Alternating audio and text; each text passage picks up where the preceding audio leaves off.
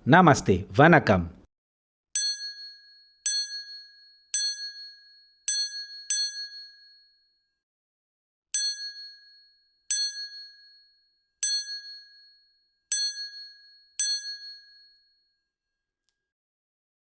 Halo Movie Rangers, apa kabar kalian semua? Semoga kita semua diberi kemudahan dalam menjalankan ibadah puasa di bulan Ramadan. Hari ini Bang Jeder akan menceritakan film berbahasa Tamil yang berjudul Writer. Skor IMDb-nya 8,0. Film ini dibintangi oleh aktor Kollywood Sammuthi Rakani dan disutradarai oleh Franklin Jacob. Film ini bercerita tentang kezaliman oknum polisi yang menjebloskan seorang pemuda tak bersalah ke dalam penjara. Oke, langsung aja, put your head on and listen to me.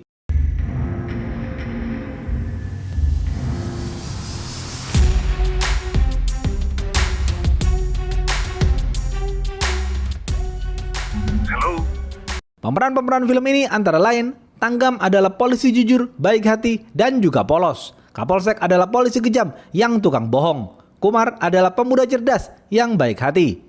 Tanggam adalah polisi senior yang tidak lama lagi akan pensiun. Tanggam menikah dengan istri pertamanya yang bernama Amuda. Tanggam dan Amuda bercerai karena tidak memiliki anak.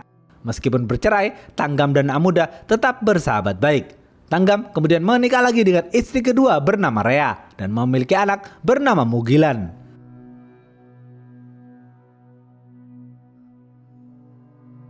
Tanggam adalah polisi yang dihormati oleh rekan-rekan kerjanya dan juga masyarakat desa setempat karena kebaikan hatinya. Tanggam juga dikenal sebagai polisi yang ahli dalam menulis laporan kejahatan karena Tanggam sudah berpengalaman puluhan tahun dalam menulis laporan kejahatan seperti crime scene dan lain-lain. Suatu hari, di kantor polisi Tanggam bekerja, datanglah seorang polisi senior yang juga jujur dan baik hati, bernama Ari. Sebagai polisi senior, Tanggam akan melatih dan mendidik Ari dengan baik. Tanggam juga sibuk memperjuangkan kasus etika kerja kepolisian di pengadilan bersama pengacara baik hati bernama Maru. Kasus ini sudah berjalan selama beberapa tahun terakhir. Karena Tanggam masih memperjuangkan kasus ini, Sekar yang merupakan atasan Tanggam marah dan menampar Tanggam.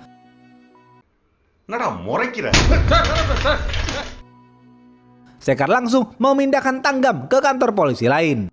Meskipun dibenci Sekar, rekan-rekan polisi jujur yang lain terus mendukung Tanggam. Sebelum pindah ke kantor polisi lain, rekan-rekan Tanggam mengadakan pesta perpisahan kecil-kecilan untuk Tanggam.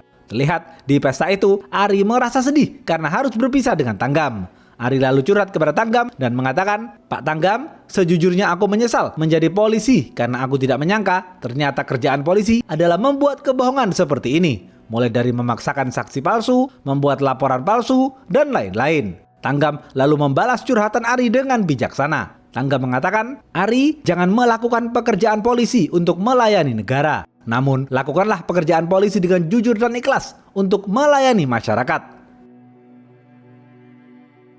Besok pagi, Tanggam pergi keluar kota menuju kantor polisi yang baru. Di sana, Tanggam bertemu dengan atasan barunya bernama Peru. Tanggam juga bertemu dengan Raja. Raja adalah mantan napi yang sudah taubat. Sekarang, Raja menjadi pelayan di kantor polisi itu. Setelah melapor kepada Peru, Tanggam lalu meminta Raja menemaninya makan siang. Mereka berdua lalu makan bersama. Sembari makan, Raja curhat kepada Tanggam. Raja mengatakan, "Pak Tanggam, aku sangat membenci polisi di sini. Jika polisi di sini tidak menemukan pelaku kejahatan, aku selalu dituduh dan dipaksa masuk penjara hingga aku tidak bisa mengubur anak dan istriku saat meninggal dunia beberapa tahun yang lalu."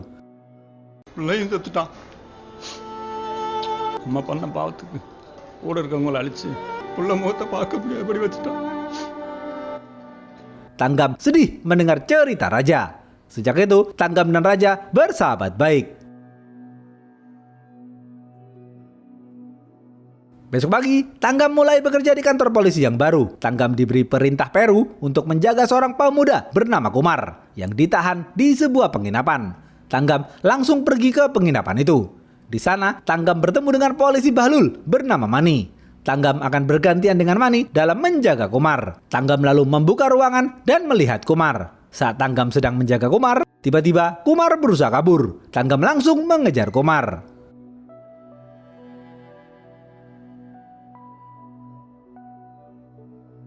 Akhirnya, Tanggam berhasil menangkap Kumar. Karena kesal, Tanggam menampar Kumar. Sesaat kemudian, Tanggam merasa bersalah karena Tanggam tidak pernah menampar siapapun selama menjadi polisi. Kumar terus berteriak minta dibebaskan karena dirinya tidak bersalah. Tanggam tidak tahu siapa Kumar dan kasus apa yang menjerat dirinya.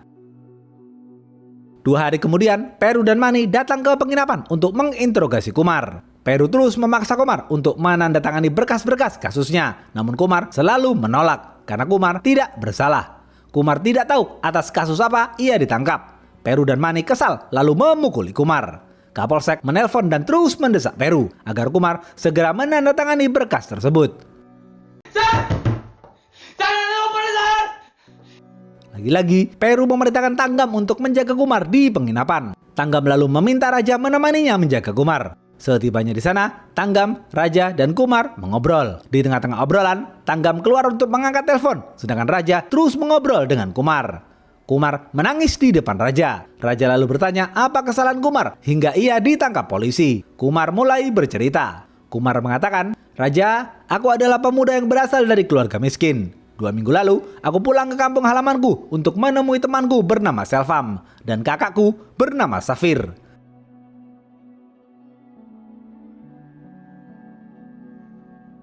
Setelah beberapa hari pulang, aku kembali ke kosku di luar kota untuk melanjutkan skripsiku karena sebentar lagi aku lulus S2.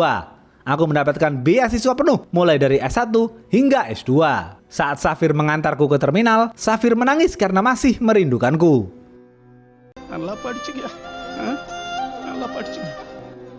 Sehari setelah aku tiba di kosku, seorang polisi bernama Mani mendatangiku dan menangkapku. Aku lalu ditahan di penginapan ini dan dipaksa menandatangani berkas-berkas. Aku tidak tahu mengapa aku ditangkap. Di tengah-tengah Kumar bercerita, Tanggam selesai menelpon.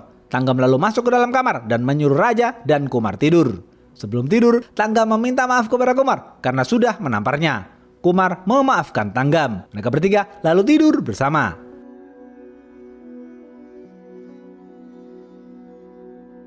Besok pagi, Kapolsek dari luar kota datang dan mencari Peru. Kapolsek marah-marah karena kasus Kumar belum juga selesai. Kapolsek menunjukkan berita kepada Peru yang menyudutkan Kapolsek mengenai kasus kepemilikan senjata api yang tidak kunjung selesai. Kapolsek membentak dan menyuruh Peru untuk segera menyelesaikan laporan kasus Kumar dan memindahkan Kumar ke penjara polisi. Peru lalu menunjukkan laporan kasus kepemilikan senjata api kepada Kapolsek. Kapolsek tidak puas dengan laporan mengenai crime scene-nya. Kapolsek lalu menyuruh Tanggam untuk merevisi laporan itu. Tanggam yang sudah ahli dalam menulis laporan langsung pergi ke gudang laporan polisi dan melakukan research. Setelah 3 jam, Tanggam akhirnya berhasil menulis laporan crime scene dengan sangat bagus. Kapolsek puas dengan hasil laporan Tanggam dan memuji Tanggam. Namun, Tanggam tidak tahu bahwa laporan crime scene yang ia tulis atas nama Kumar. Setelah itu, Tanggam diperintahkan pergi ke penginapan untuk membebaskan Kumar. Setibanya di sana, Tanggam membebaskan Kumar. Kumar senang dan memeluk Tanggam. Kumar mengucapkan terima kasih banyak kepada Tanggam. Sebelum pergi, Tanggam memberi Kumar uang untuk makan dan naik bis. Ketika Kumar berjalan keluar dari penginapan, tiba-tiba seseorang berusaha menempelkan pistol ke tangan Kumar hingga pistol itu terjatuh.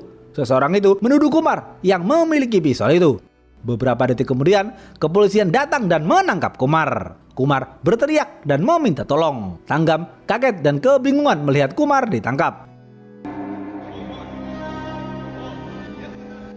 Tak lama kemudian, Mani mendatangi penginapan Kumar dan meletakkan barang bukti palsu di sana. Itu semua akan memberatkan Kumar dan memframing Kumar sebagai penjahat. Kapolsek melakukan konferensi pers dan mengatakan kepada media bahwa kepolisian sudah berhasil menangkap Kumar atas kasus kepemilikan senjata api. Tanggam kaget mendengar pernyataan Kapolsek. Kapolsek membawa Kumar ke pengadilan untuk mendaftarkan kasusnya. Pengadilan memberikan waktu 7 hari kepada polisi untuk menginterogasi Kumar di penjara. Kumar terus menangis dan mengatakan dirinya tidak bersalah. Raja menceritakan semua kisah Kumar kepada Tanggam. Tanggam baru tahu ternyata Kumar tidak bersalah. Kumar menjadi korban framing kepolisian. Tanggam juga baru sadar bahwa ternyata laporan crime scene yang ia tulis diatasnamakan Kumar sebagai pelakunya. Karena laporan itu, Kumar justru ditangkap. Tanggam merasa sangat bersalah. Malam hari, Tanggam sambil menangis menelpon Amuda dan menceritakan soal Kumar. Tanggam terus menangis dan merasa sedih karena secara tidak langsung Tanggam terlibat dalam penangkapan Kumar. Besok pagi, Safir dan Selvam datang ke kantor polisi. Safir memohon kepada Peru agar membebaskan Kumar karena Safir yakin Kumar tidak bersalah. Kumar adalah anak yang baik. Peru tidak peduli dan mengusir mereka berdua. Secara diam-diam, Tanggam menghampiri Safir dan memberikan kartu nama Maru agar Maru bisa menjadi pengacara Kumar dan membebaskan Kumar. Safir langsung menemui Maru. Safir mengatakan kepada Maru bahwa ia tidak tahu apa-apa tentang kasus Kumar. Yang Safir tahu, Kumar sedang mengerjakan skripsi S2-nya. Safir menangis dan memohon kepada Maru agar membebaskan Kumar. Di penjara, Kapolsek mendesak Kumar agar menandatangani berkas-berkas kasusnya. Namun Kumar terus menolak. Karena jengkel, Kapolsek dan Peru menyiksa Kumar habis-habisan. Kumar babak belur dan terbujur lemas.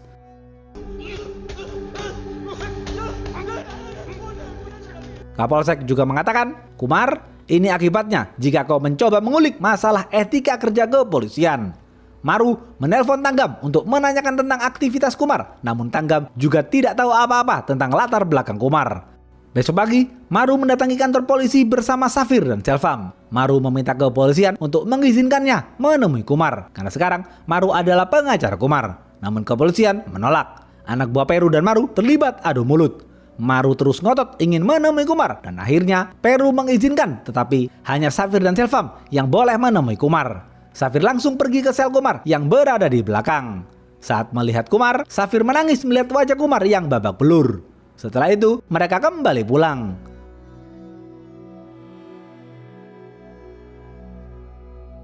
Malam hari, Tanggam menemui Maru.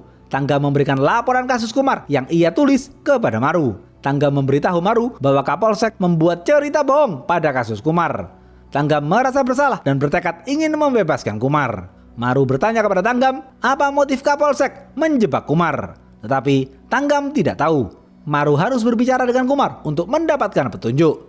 Tanggam akan membantu Maru agar bisa berbicara dengan Kumar.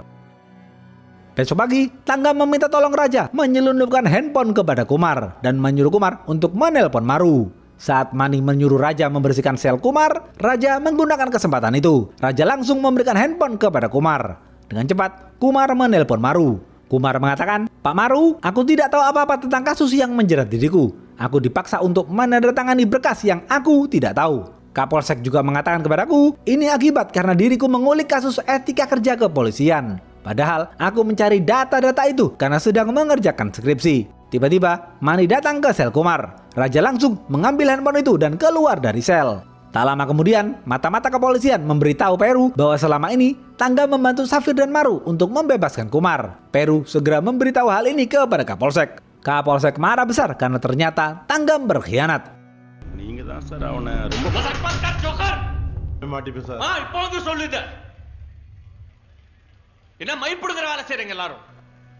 Kapolsek baru tahu bahwa ternyata Tanggam sudah mengetahui kebohongan dirinya. Mulai sekarang, Kapolsek, Peru, Mani, dan polisi lain akan mengawasi gerak-gerik Tanggam sampai kasus ini selesai. Maru pergi ke kampus Kumar. Di sana, Maru bertemu dengan dosen pembimbing Kumar. Sang dosen mengatakan bahwa Kumar sedang mengerjakan skripsi tentang etika kerja kepolisian. Di skripsinya, Kumar membahas tentang kesetaraan kasta di kepolisian dan profesionalisme jam kerja kepolisian. Karena itu, Kumar pernah mendatangi kantor polisi untuk mencari informasi mengenai kasus-kasus polisi yang melakukan bunuh diri. Barulah di sini Maru teringat kembali kasus-kasus yang pernah ia tangani di masa lalu. Maru menemui Tanggam dan membahas penemuannya ini. Maru mengatakan bahwa skripsi Kumar menjelaskan informasi detail mengenai polisi-polisi yang bunuh diri saat bertugas.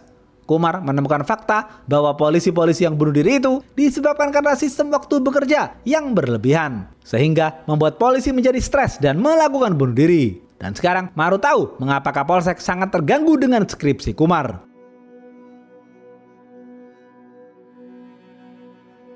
Dahulu ada polisi perempuan bernama Sarah yang suka berkuda. Karena hobi berkuda, Sarah mengajukan dirinya kepada Kapolsek untuk menjadi pasukan berkuda di kepolisian. Namun Kapolsek dengan keras menolak karena Sarah berasal dari kasta rendah.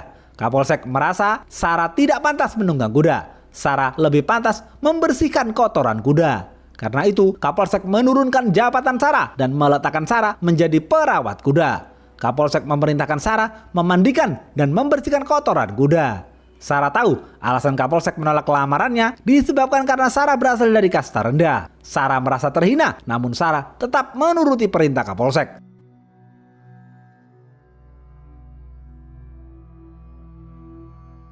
Suatu hari, saat Sarah sedang memberi pakan kuda, mobil Kapolsek datang. Sarah melepas kudanya dan menunggang kuda di depan mobil Kapolsek.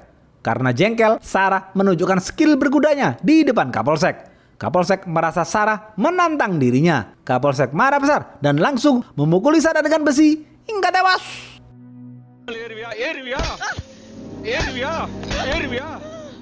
Agar tidak di-blow up media, Kapolsek menutup kasus Sarah dan menyatakan Sarah tewas karena bunuh diri. Beberapa minggu kemudian, Kumar datang untuk meminta data-data tentang Sarah. Kapolsek panik dan menangkap Kumar. Barulah di sini Tanggam tahu apa motif Kapolsek. Tanggam yakin Kapolsek berencana akan membunuh Kumar. Tanggam bertekad untuk menyelamatkan Kumar. Tanggam berencana untuk memindahkan Kumar ke penjara di kantor polisi pedesaan agar lebih aman. Tanggam menelpon Ari dan meminta Ari membuat laporan palsu agar Kumar ditangkap dan dipindahkan ke kantor polisi tempat Ari bekerja. Ari setuju dan akan membantu Tanggam. Maru memperingati Tanggam bahwa yang Tanggam lakukan ini sangatlah beresiko. Tanggam tidak peduli karena Tanggam tidak mau menyesali kematian Kumar sepanjang hidupnya. Karena sudah 7 hari diinterogasi, besok pagi Kumar dibawa ke pengadilan. Kapolsek, Peru, dan Mani merencanakan sesuatu. Kapolsek menyuruh Mani untuk membawa Kumar ke pengadilan tanpa pengawalan ketat. Tanggam memaksa untuk ikut. Mereka bertiga naik mobil menuju pengadilan. Di tengah-tengah perjalanan, Mani berhenti sejenak dan turun dari mobil untuk membeli rokok. Tiba-tiba, para preman bayaran Kapolsek melempar bom ke arah Kumar. Tanggam dan Kumar berlari untuk menyelamatkan diri. Mereka kemudian bersembunyi di bangunan tua. Sembari menunggu malam, Tanggam memberitahu Kumar bahwa ia ditangkap karena berusaha mencari tahu informasi mengenai Sarah yang dibunuh Kapolsek. Kumar akhirnya sadar bahwa ini semua adalah kebohongan Kapolsek. Sekarang Kumar akan menuruti perintah Tanggam. Kumar tidak akan kabur melarikan diri. Tanggam lalu memanggil Bajai dan memberinya uang untuk kabur ke kantor polisi tempat Ari bekerja. Di perbatasan kota, Ari sedang menunggu Kumar dan siap menjemput Kumar. Setelah Kumar berhasil kabur, Tanggam merasa lega. Namun tiba-tiba Tanggam dipukul dari belakang oleh preman bayaran Kapolsek hingga pingsan. Tanggam kemudian dilarikan ke rumah sakit. Besok pagi, ketika Tanggam sadar, Kapolsek dan Peru mengajak Tanggam pergi ke satu tempat. Tanggam bingung dan hanya menurut saja. Ternyata mereka pergi ke lahan kosong di pinggir desa. Di sana ada Kumar yang sudah diikat tangannya. Kumar terus menangis dan memohon agar dibebaskan. Kapolsek memaksa Tanggam memegang pistol dan Kapolsek menekan pelatuknya hingga membuat Kumar tewas di tempat. Tangan Tanggam bergetar penuh penyesalan. Mereka semua kemudian kembali ke kantor polisi. Di kantor polisi, Kapolsek meminta Tanggam bekerja sama untuk menutup kasus Kumar. Tanggam yang terbakar emosinya menolak dengan keras dan akan menuntut Kapolsek di pengadilan. Kapolsek emosi dan menodongkan pistol ke arah Tanggam. Tanggam tidak takut dan tetap akan menuntut Kapolsek di pengadilan. Karena emosi, Tanggam merebut pistol di tangan Kapolsek dan memberondong Kapolsek dengan peluru hingga tewas.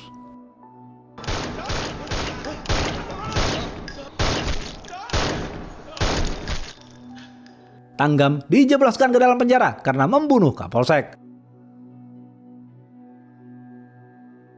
Di penjara, Safir datang menemui Tanggam. Tanggam bersujud meminta maaf kepada Safir karena tidak bisa menyelamatkan Kumar. Dengan hati yang lapang, Safir memaafkan Tanggam. Rea, Mugilan, dan Amuda menjenguk Tanggam di penjara. Raja juga datang menjenguk Tanggam. Raja menangis karena merindukan Tanggam. Sekarang, Raja tidak punya siapa-siapa lagi.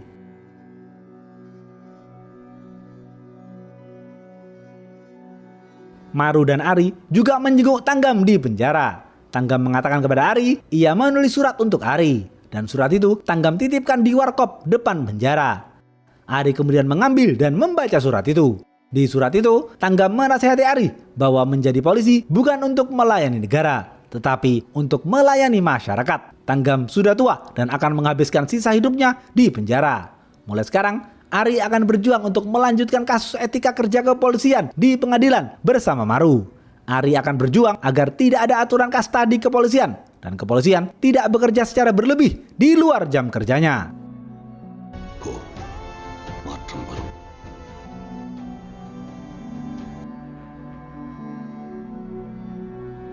Habis.